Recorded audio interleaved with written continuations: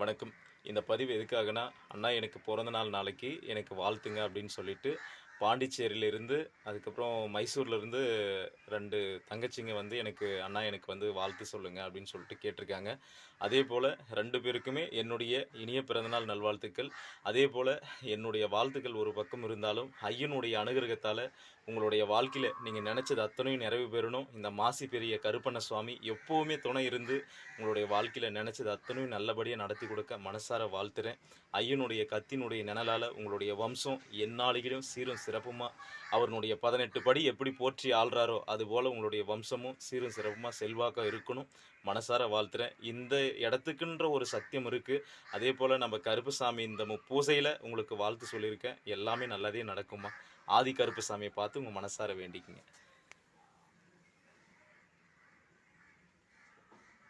நன்றி.